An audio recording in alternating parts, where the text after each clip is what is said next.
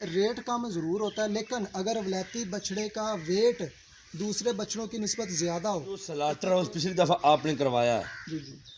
किस रेट में करवाया है, वहाँ पर कौन कौन सी मुश्किलात आती हैं, ये दोनों सवालों का जवाब दें। नहीं, हमने 3 फ्लाक निकाले हैं। जी सर। 3 फ्लाक के जो हमें पैसे हैं ना, जी जी। जिसके साथ हमारा लिंक है, जिस बंदे के साथ, वो कहता है कि चाहें तो आप अगर 8 दिन के बाद पैसे लेंगे तो ये रेट मिलेगा, 15 दिन के बाद लेंगे तो ये मिलेगा। जी। हमें पहले दिन जब लोडिंग करनी होती है स्लॉटरिंग के लिए, तो उस वक्त ही। अस्सलाम वालेकुम वरहमतुल्लाहि वबरकातुहू। वालेकुम सलाम रहमतुल्लाहि व बरकातुहू। सर कैसे हैं आप? अल्लाह पाक का शुक्र, सब खैरियत है। सर सबसे पहले अपना नाम और लोकेशन ज़रा बता देना। नाम मेरा हाफिज़ अमजद अली और लोकेशन है हुजरा शाम की, तहसील दीपारपुर, डिस्ट्रिक्ट उकाड़ा, बस्ती रानियावानी। ठीक है जी, माशाल्लाह जी। अच्छा सर, मैं आपके पास दूसरी दफ़ा आया हूँ। जी जी। पहले आपकी वीडियो बनाई थी कुर्बानी से पहले, जी बिल्कुल। तो आज मैं अल्हम्दुलिल्लाह आया हूँ आपके पास। माशाल्लाह पहले की निस्बत ज़्यादा तरक्की आपने की है। जी जी, अल्लाह पाक का शुक्र है। अल्लाह आपको ज़्यादा से ज़्यादा दे। आज जो बातें करनी है खुलकर बयान करनी है, ताकि लोगों को पता चले ये काम कैसा है। लोग कहते हैं फैक्टरिंग वाला कारोबार ठीक नहीं है, तो आज मैं अपने भाई की ज़ुबानी सभी कुछ जानूँगा। अच्छा, पहली बात तो ये, आपका एक्सपीरियंस कितना हो चुका है बछड़ा फार्मिंग के हवाले से? ये कितना हमारा फ्लाग निकाल चुके? तकरीबन 10 माह का एक्सपीरियंस है। अच्छा अगर रेगुलर बेस पे करें तो, लेकिन जब पिछले 2019 के नवंबर में हमने स्टार्ट किया था 2 बछड़ों से। अच्छा, काम आपने 2 बछड़ों से स्टार्ट किया? हाँ जी बिल्कुल, 2019 में ये नवंबर का महीना था, तो उस वक्त 2 बछड़ों से स्टार्ट लिया था। अच्छा अच्छा, तो इस वक्त माशाल्लाह 48 बछड़े हैं। माशाल्लाह। हाँ जी। इसका मतलब ये हुआ कि लोगों को पता ही चले। मैं अपने भाइयों से भी ये कहना चाहूँगा, 2 बछड़ों से काम स्टार्ट किया, आज अल्हम्दुलिल्लाह 48 हैं, यानी कि 48 बछड़े मौजूद हैं। जी जी। माशाल्लाह। 2 बछड़े आपने कुर्बानी वाले खरीदे थे या फैटरिंग वाले जानवर नहीं थे? नहीं, वो फैटनिंग वाले थे, यानी कि स्टार्टिंग थी उस वक्त, वो कोई बजट का मसला था, तो फिर ज़्यादा परचेज नहीं कर सके थे। जी जी। तो फिर वो 2 से काम चलाया था, लेकिन फिर बाद में जनवरी के एंड में आके फिर हमने वो परचेजिंग ज़्यादा कर दी थी। अच्छा, वो जो 2 बछड़ों से, इसका मतलब ये आप कहीं आपने तजर्बा तो नहीं किया उस पर? नहीं, वो तजर्बा भी आप समझ लें या यही समझ लें कि उस वक्त थोड़ा सा बजट इशू था, तो इस वजह फिर ज़्यादा परचेज नहीं कर सके थे। लेकिन अच्छा, वो अच्छा। एक्सपीरियंस भी था कि 2 माह में क्या बचता है या क्या हम इस पे खर्च करते हैं और ये आगे से हमें क्या आउटपुट देते हैं। अच्छा अच्छा, यानी उसका आपको रिस्पॉन्स मिला। जी जी बिल्कुल। जनवरी में आपने कितने बछड़े लिए? जनवरी में हमने जब स्टार्ट लिया था तो उस वक्त 18 बछड़े, पहली 18 बछड़े। 18 बछड़ों में, जी और यानी कि या 2 बछड़ों, ये नवंबर से लेकर इस नवंबर तक 1 साल हो चुका है। जी जी बिल्कुल। इसमें क्या खोया क्या पाया, ये मेरा अक्सर ये डायलॉग होता है, तो मैं आपकी ही ज़ुबानी पूछूंगा, आपने क्या खोया इन बछड़ों के ज़रिए, क्या पाया है इन बछड़ों के ज़रिए? बिजनेस तो आपके और भी, आप मार्केटिंग भी करते हैं, तो आपने सच बोलना है। जी जी, ये इसमें है कि अल्लाह पाक का शुक्र है कि सही रह गया, लेकिन ये है कि कोई भी जब बंदा बिज़नेस करता है तो उसमें प्रॉफिट भी होता है, लॉस भी होता है। जी जी। ठीक है, ये कोई भी बंदा नहीं कह सकता कि हमें हमेशा प्रॉफिट ही हुआ, लॉस कभी नहीं हुआ, या कोई ऐसा बिज़नेस नहीं है जिसमें लॉस ना हो। जी जी। तो इसमें भी ये था कि हमें पहले फ्लाक में प्रॉफिट हुआ, दूसरे में थोड़ा सा लॉस भी हुआ, यानी कि वो आप ना प्रॉफिट था ना लॉस था। अच्छा अच्छा। तो एक फ्लाक में थोड़ा सा लॉस हुआ जाके, तो उसकी वजह ये थी कि उस वक्त कोई ज़्यादा एक्सपीरियंस नहीं था, परचेजिंग थोड़ी सी हाई थी, अच्छा अच्छा। और उसके बाद जो आगे खुराक थी उसमें भी हम थोड़ा सा ऊपर चले गए थे खर्चे में। अच्छा अच्छा। तो वहाँ पे जाके फिर जब वो प्रॉफिट निकाला तो प्रॉफिट की रेशो कम हो गई थी। अच्छा अच्छा, प्रॉफिट की रेशो कम होगी, यानी कि एक फ्लाक में ये था कि 9 प्रॉफिट 9 लॉस पे चला गया था। यानी बराबर में चला गया। हाँ जी, बराबर में चला गया था। अच्छा, एक पहला फ्लाग ये जनवरी वाला ये हो गया। नहीं, जनवरी वाले में प्रॉफिट था। अच्छा। दूसरे वाले फ्लाक में हमारी जो परचेजिंग थी थोड़ी सी हाई चली गई थी, यानी कि मई के महीने या अप्रैल के महीने में आपका, जी यानी जी।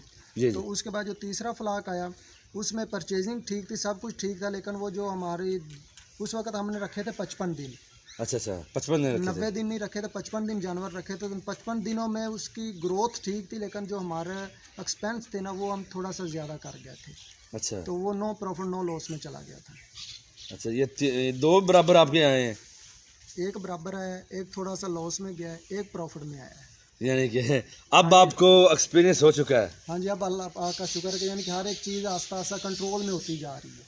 आपने बात की परचेजिंग की, जी जी। परचेजिंग में आपने कौन सी गलतियां ऐसी की, मेरे दोस्तों को भी पता चले, ताकि नए फार्मर जो हैं उनको भी फ़ायदा हो जाए, आपकी उन गलतियों से कोई सीखें, वो अभी मेरे साथ शेयर करें ताकि मेरे भाइयों को फ़ायदा हो। परचेजिंग में एक ये था कि हमने एक दफ़ा जानवर खरीदे थे, वो छोटे खरीदे थे, यानी कि 200 केजी या 150 केजी। जी सर। तो उस वजह से भी यानी कि वो परचेजिंग सही की थी, लेकिन वो जो जानवर छोटे थे तो वो अच्छा। 3 माह में सही ग्रोथ नहीं कर सके थे। तो ये भी एक गलती थी। उसके बाद दूसरी गलती हमारी ये थी कि हमने कंडे से परचेजिंग करना चाहिए और बगैर उसका एक्सपीरियंस लिए, यानी कि कोई एक्सपीरियंस नहीं था कंडे का, जी जी। तो हमने कंडे से परचेजिंग की। कंडे वालों ने क्या किया कि उन्होंने पानी वगैरह पिला के फुल करके तो वो कंडे पे चढ़ा दिए। अच्छा। तो वो कंडे से जूं ही उतरे तो 2-3 घंटे के अंदर अंदर वो 20 से 25 किलो वज़न लूज़ कर गया।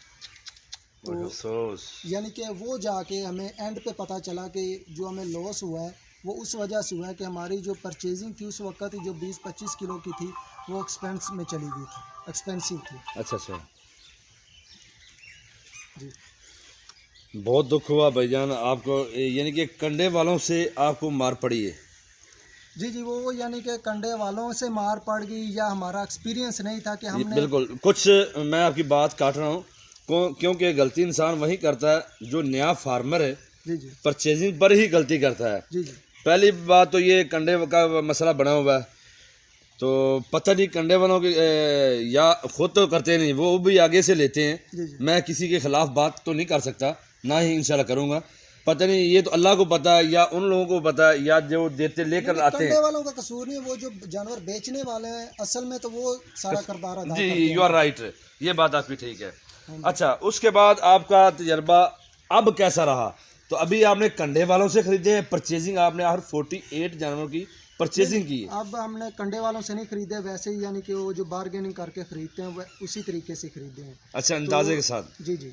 तो असल बात ये है कि जो मेरा एक्सपीरियंस है वो ये है कि कोई भी बिजनेस है, बंदा जब काम करता है तो वहाँ से गलती होती है। जी गलती से तजर्बा आता है और तजर्बे से जब बंदा काम करता है तो तजर्बे के बाद काम करने वाले का रिजल्ट हमेशा पॉजिटिव आता है। जी जी, बिल्कुल सही है। तो हमारी जब तक गलती नहीं हुई थी तो हमें तजर्बा नहीं हुआ, जब गलती की है तो तजर्बा है। अब तजर्बे से इंशाल्लाह जब आगे काम करेंगे तो उससे बेहतर होगा। इसका मतलब ये हुआ आपने जनवरी के फ्लॉग में आपने प्रॉफिट लिया, उसके बाद दो, एक बराबर में गया, एक नुकसान में गया, ऐसे ना। जी जी लेकिन अब अल्हम्दुलिल्लाह आपका एक्सपीरियंस आ चुका है, जी जी। अब तकरीबन हर चीज़ कंट्रोल में जा रही कंट्रोल में जा रही है। अब आपको ये भी पता चला ये जानवर कैसा खरीदना है, है। जी जी बिल्कुल कैसा ऐसे। नहीं खरीदना, और कौन सी नस्ल का बछड़ा खरीदना है और कौन सी नस्ल का बछड़ा नहीं खरीदना है। बिल्कुल अब अपने प्यारे भाई से मैं जानूंगा आपने कौन कौन सी नस्ल के बछड़े खरीदे हैं, यानी कि कौन कौन नस्ल के बछड़ों का इंतखाब किया है, क्रॉस वाला या प्योर में खरीदा है, या आप अपनी ज़बानी खुद बता दें। चलो, प्योर में तो हैं लेकिन बहुत कम है, ज़्यादातर क्रॉस में है, कुछ वलैती क्रॉस में है, कुछ देसी क्रॉस में है, साहिवाल क्रॉस में है। जी जी यानी कि प्योर देसी बहुत कम है, शायद 1 से 2 बछड़े होंगे जो प्योर देसी हैं। जी क्योंकि ये भी एक एक्सपीरियंस में बात आई है कि स्लाटरिंग वालों ने कहा था कि जो देसी बछड़ा है वो वज़न गेन करता है लेकिन क्रॉस की निस्बत कम गेन अच्छा। करता है। तो इस वजह से हमने कोशिश की थी कि ज़्यादातर जो भी ख़रीदें वो क्रॉस में आए ताकि उसका जो वज़न है वो जल्दी बढ़ जाए। उसका वजन जल्दी बढ़ सकता है, ये और जो वलैती आप बछड़े लेते हैं, तो अभी आपने कहा वलैती बछड़े ही मैंने खरीदे हैं, तो वलैती बछड़ों का सुना है रेट वहाँ कम होता है, नहीं, ये भी ज़रा शेयर कर दे ताकि। रेट कम ज़रूर होता है, लेकिन अगर वलैती बछड़े का वेट दूसरे बछड़ों की निस्बत ज़्यादा हो तो फिर रेट पे कोई कॉम्प्रोमाइज़ नहीं होता। वेट ज़्यादा हो जाता है, ये वेट मांगते हैं कि वेट ज़्यादा होना चाहिए। जी जी यानी कि दूसरा बछड़ा अगर 300 किलो का आ रहा है तो उसका कम से कम 350 होना चाहिए। जी जी तो फिर रेट पे कोई कॉम्प्रोमाइज़ नहीं होता। हमने पिछली दफ़ा भी 3 से 4 वलैती क्रॉस में थे, जी। यानी कि लेकिन वो सबसे बड़े बछड़े वही थे, तो वो पूरे रेट पे गए। जिस रेट पे दूसरे बछड़े सेल हुए हैं उसी रेट पे वो निकले हैं। तो इस वक्त भी जो वलैती हैं वो 3 से 4 हमने डाले हुए हैं, जी। यानी कि उनका जो वेट है इस वक्त जितने भी बछड़े खड़े हैं उनसे शायद ज़्यादा ही होगा।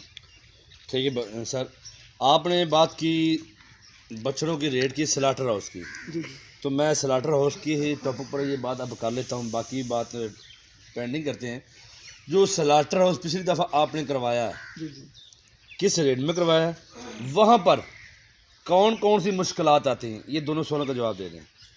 पहली तो बात है कि अगर मुश्किलात को देखा जाए तो बिज़नेस को देखा जाए तो मुश्किलात कोई नहीं है।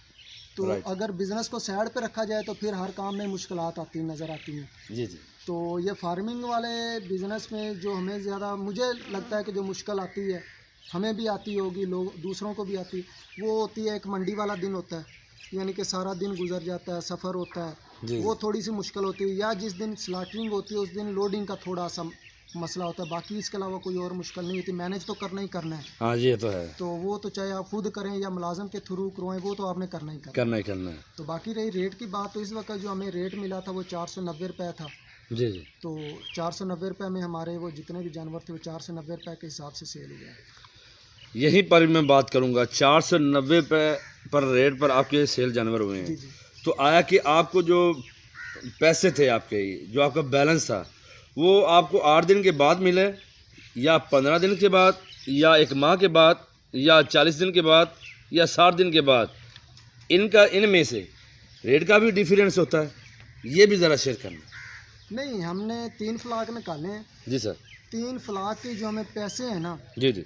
जिसके साथ हमारा लिंक है जिस बंदे के साथ, वो कहता है कि चाहें तो आप अभी मुझसे ले लें, जी तो नहीं तो ज़्यादा से ज़्यादा आपको 1 हफ्ते के अंदर अंदर पेमेंट पहुंच जाएगी। तो वो बंदा ठीक था, तो हमने ज़्यादा कभी उसको फोर्स ही नहीं किया, तो वो 7-8 दिन के अंदर अंदर खुद ही फ़ोन करके कह देता है जी आपके किस अकाउंट में पैसे डालने हैं, तो हमें पैसे पहुंच जाते हैं। 8 दिन के ज़्यादा आपके कभी लेट नहीं हुए? जी जी, बिल्कुल ऐसे।